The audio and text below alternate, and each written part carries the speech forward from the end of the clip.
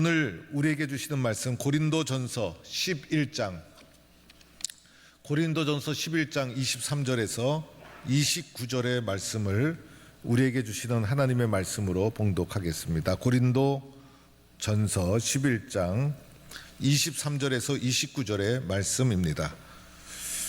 내가 너희에게 전한 것은 주께 받은 것이니 곧 주 예수께서 잡히시던 밤에 떡을 가지사 축사하시고 떼어 이르시되 이것은 너희를 위하는 내 몸이니 이것을 행하여 나를 기념하라 하시고 식후에 또한 그와 같이 잔을 가지시고 이르시되 이 잔은 내 피로 세운 새 언약이니 이것을 행하여 마실 때마다 나를 기념하라 하셨으니 너희가 이 떡을 먹으며 이 잔을 마실 때마다 주의 죽으심을 그가 오실 때까지 전하는 것이니라.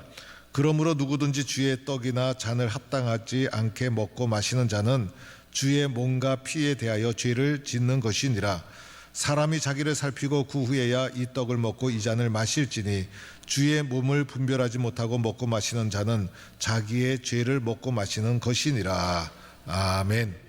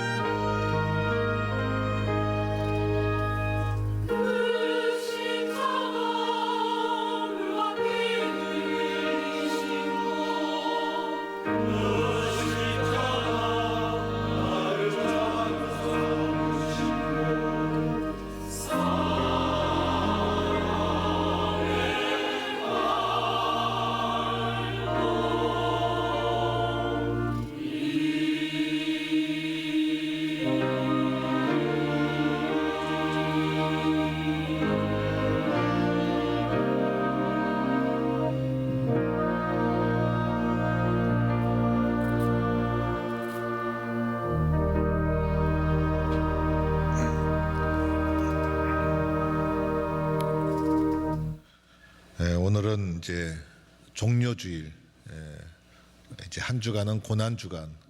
그래서 기독교 절기에서 가장 경건한 그런 주간이 오늘하고 오늘부터 시작하는 한 주간입니다.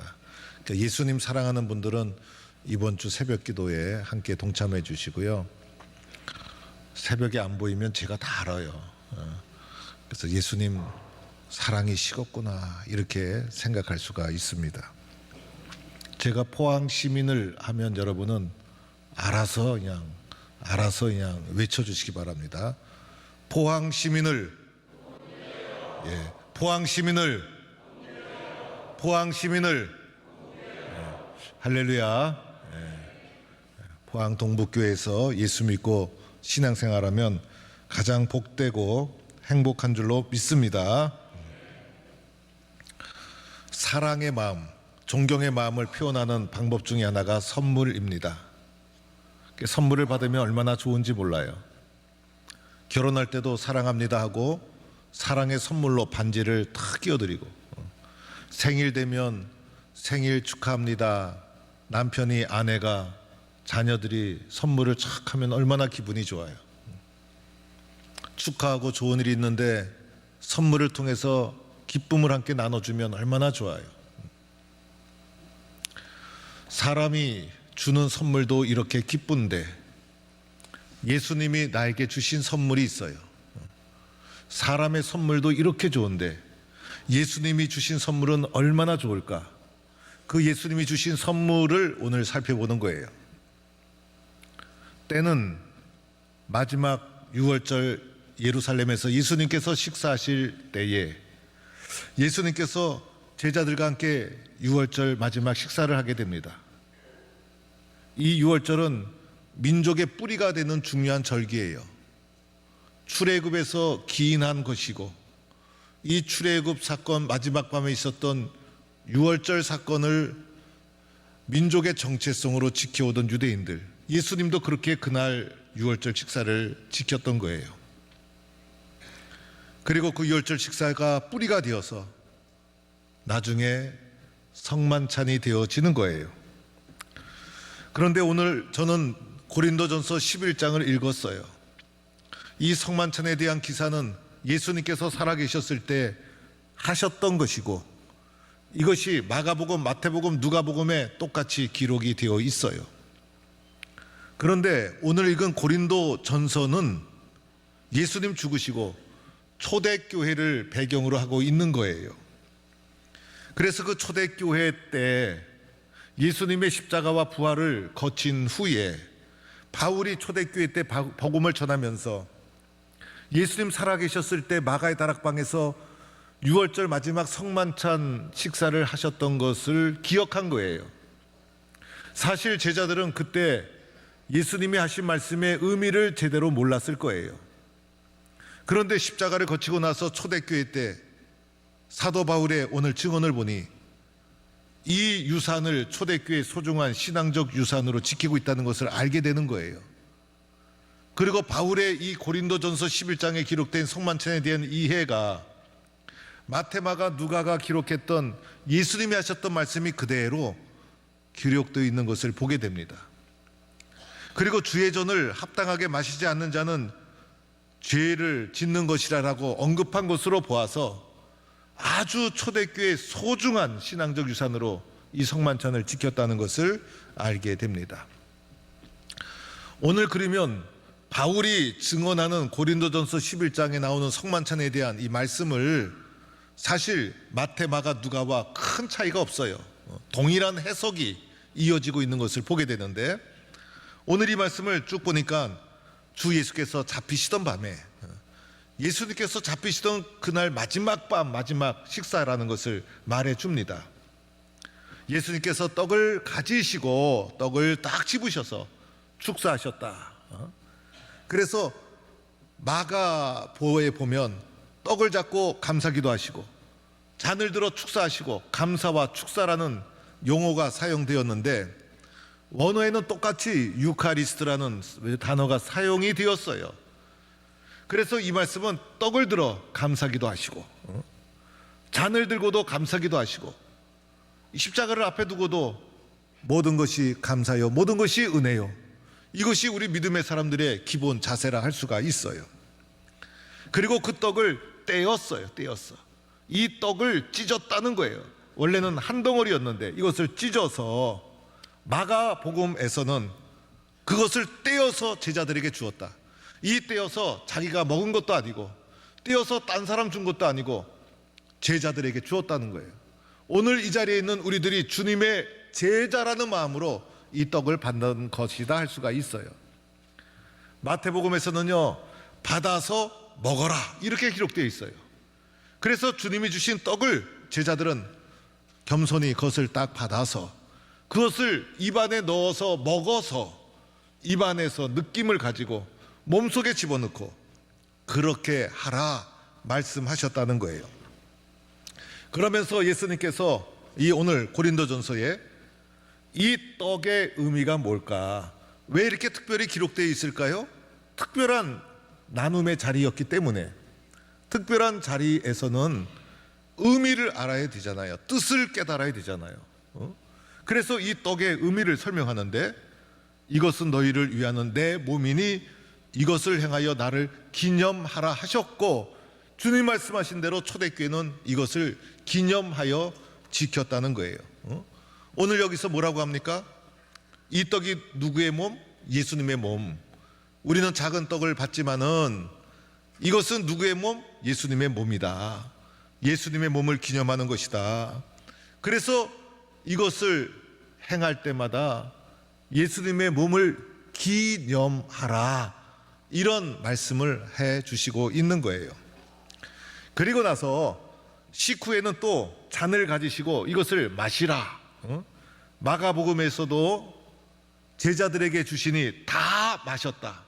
그러니까 제자들에게 주신 것이고 제자들은 그것을 받아서 다 아낌없이 다 몸속에 집어넣는, 마셨다라고 말씀하고 있어요.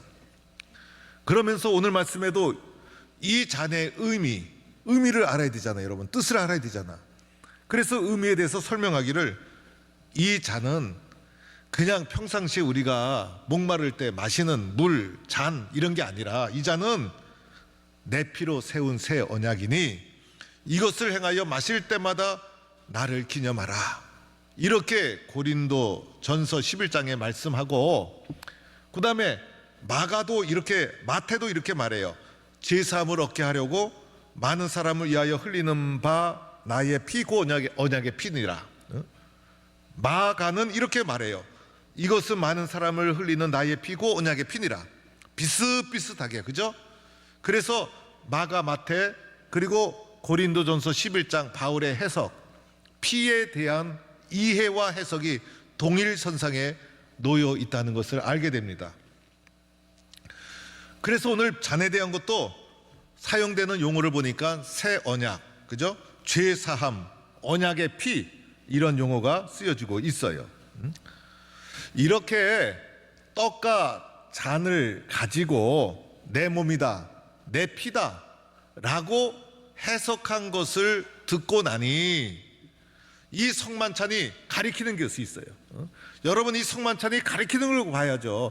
떡을 보고 잔을 보면서 이 떡과 잔이 가리키는 것을 봐야죠. 그렇죠? 이 떡과 잔을 해석한 것을 딱 듣고 나니 떡과 잔이 가리키는 게 있었어요. 떡과 잔이 가리키는 것은 바로 십자가라는 것을 알게 되죠, 여러분. 그래서 내 몸이니 내 피다, 이렇게 주님께서 말씀하신 거예요. 그래서 우리는 성만찬에 참여하면서 주님의 십자가를 가슴에 다시 한번 기념하고 새기는 거예요. 여러분, 오늘 몸에 대해서 설명을 해주죠. 떡을 찢었다. 떡을 찢었는데 이것도 상징적인 행위죠. 떡을 찢듯이 예수님의 몸이 십자가에서 떡 찢어지듯이 찢어진 거예요, 여러분. 그래서 예수님이 가시관 쓰시고 살을 뜯기시고 피를 줄줄 흘리시고 창에 찔리시고, 여러분의 생살 꼬집어 보세요. 집에 가서 밑도 끝도 없이 아내가 또는 남편이 옆에 있는 분 꼬집어 보세요, 여러분. 그 생살, 그게 뜯어 나가는 게 보통 일입니까, 여러분? 주중에 제가 어금니를 뽑았어요. 어금니를. 그래서 치과에 가서 의자에 누워서 그래도 사나이 대장부인데 이까진 어금니쯤이야 라고 하면서 정말 태연하게 안정한 마음을 안정시키면서 치과 의자에 딱 누웠어요. 의사가 와서 마취를 하는데 조금 따끔했어요.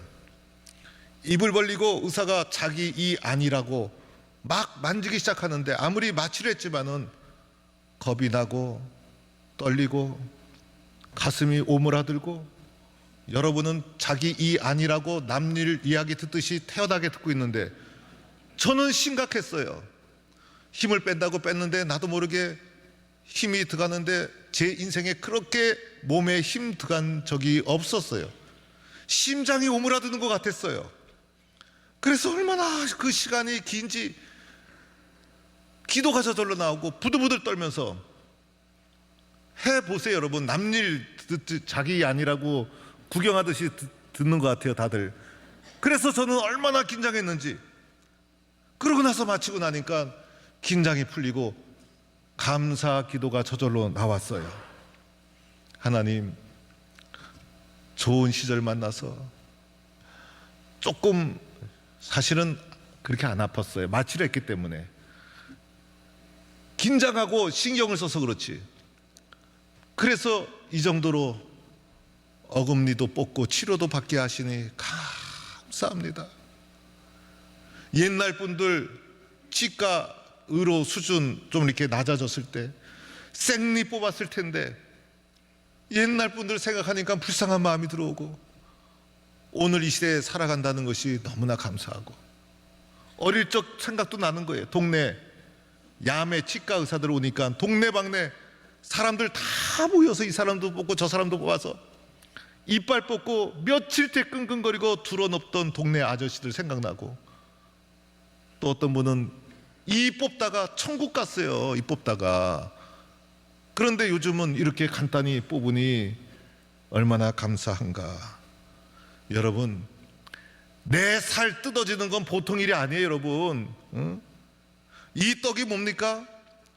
십자가에서 생살 찢어주신 예수님의 몸을 기념하는 것이다 라는 거예요. 이렇게 믿고 우리는 이 떡을 통해서 주님의 십자가를 바라보는 거예요. 또 예수님 피를 흘려주셨죠, 여러분. 피 한 방울 나면 얼마나 아까워요, 여러분. 한 방울 떨어진 것도 아니고 한 방울도 남김없이 쏟아진 거예요. 십자가가 그런 거예요. 십자가가요, 가시면류관 쓸 때 가시가 뚫고 들어가서 피가 쏟아지죠. 그리고 채찍에 맞을 때도 그 채찍은 군사용이어가지고 채찍 끄트머리에 납덩어리가 달려가지고 살점을 후비 파서 뜯어내서 피가 줄줄 흐르죠. 십자가를 지고 자기가 골고다에 올라가서 십자가 매달릴 때 양 손목 발목에 못이 박히는데, 여러분, 그 못이 깨끗한 못입니까? 그 못이 어떤 못입니까? 여러분, 그게 뼈를 뚫고 꽂히고 뜨거운 태양 아래 매달려 가지고 온몸으로 수분이 다 빠져나가는 거예요. 수분이, 피가 다 말라가는 거예요. 마지막에는 창을 옆구리에 찔러서 허파를 구멍 내가서 호흡도 하지 못하도록 만들어서 온 수분이 빠져나가고 피가 말라서 죽어가는 극악한 사형틀이 바로 십자가. 오늘 주님께서 이렇게 십자가에서 피를 흘려주신 것을 오늘 성경은 이렇게 말하죠. 죄사함, 언약의 피, 새 언약, 이렇게 말씀하고 있다는 거예요. 우리가 예수 믿고 은혜 받고 새 사람 된 것 거저된 거 아니죠, 여러분. 믿음은 그냥 믿는 거지만은 우리가 그냥 믿으면 구원받고 믿으면 은혜 받는 이 뒤에는 예수님의 실제로 몸이 찢기시고 피를 흘려주신 고난의 십자가가 있었다는 것을 기억해야 합니다. 그래서 그 십자가의 사건을 성만찬을 통해서 기억하는 거예요. 성만찬을 통해서 기념하는 거예요. 이것을 주님 오시는 그날까지 이것을 행하면서 십자가를 붙잡는 거예요. 십자가를 붙잡는 거예요. 기독교는요, 말씀의 종교예요. 말씀의 종교. 그런데 기독교는 더하여 체험의 종교예요. 체험의 종교. 말씀을 들어야 믿음이 생겨요. 그러나 또한 체험의 종교예요. 보고 느끼는 거예요. 보고 느끼는 거. 그래서 성찬의 떡을 먹고 마시면서 느끼고 경험하고 기억하고 기념하고, 그래서 성찬을 통해 뭘 붙잡아요? 십자가를 붙잡는 거예요. 거기에 놀라운 능력이 일어나게 될 줄로 믿습니다. 저희 할머니가 살아계셨을 때 가정 예배를 막 드리는데, 그 당시 소니 카세트가 저희 집에 있었어요. 옛날에 카세트 그 조그만 거 들고 다니는 거, 음악도 듣고 테이프를 통해서 찬양도 듣고 노래도 듣고, 중요한 것은 녹음이 된다는 사실이에요. 옛날에 녹음하기 어려운 시절에 카세트 테이프, 소니, 야, 정말 대단했죠. 그거 하나 있으면. 그래가지고 보통 딱 누르면 녹음이 되었어요.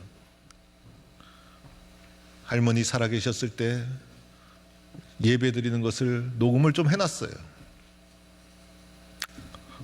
어느 날 할머니 돌아가시고, 할머니 돌아가신 날이 되었어요. 세상 사람들은 제사 드리지만 예수 믿는 사람들은 모여서 찬송하고 기도하고 추도 예배 드려요. 추도 예배 드리고, 녹음해 놓은 거 한번 틀어보자. 할머니 기도하는 장면을 녹음기를 틀었어요. 카세트를. 할머니의 생생한 음성이 들려오는데 살아계신 것 같아요. 우리 곁을 떠난 것 같지 않아요. 그 기도 소리가 왜 울리고, 청아한 기도 소리가 울리는데 듣는 우리 가족 다 울었어요. 다 울었어. 자녀들 이름을 불러가면서 다 기도하고. 여러분, 자녀들을 위해서 정말 축복하며 기도하는 거 녹음 잘 해놓으세요. 그래서 그 기도를 들으면서 마음에 새기는 거예요. 마음에 새겨. 그러면서 제 이름도 불러가면서 훌륭한 목사 되게 해달라고, 장손인데 훌륭한 목사 되게 해달라고 그 기도를 목 놓아 기도하는데, 제가 그 기도 때문에 이렇게 목사가 된 거예요. 기억나게 하고 생생하게 살아있도록 만들어준 거예요. 오늘 성찬에 참여하면서 떡과 잔을 받을 때 십자가의 사건이 여러분의 심장 속에 생생하게 살아나는 역사가 있기를 간절히 축원합니다. 하나님 감사합니다. 우리들은 보잘것없는 사람입니다. 예수님께서 몸을 찢어주시고 피를 다 흘려주셔서 십자가의 사랑으로 살아갑니다. 이 시간 성찬의 떡과 잔을 대할 때 주님의 십자가의 사랑을 내 심령 속에 새기고 기억하고 기념하고 붙잡는 은혜가 있게 하여 주옵소서. 예수님의 이름으로 기도드립니다. 아멘.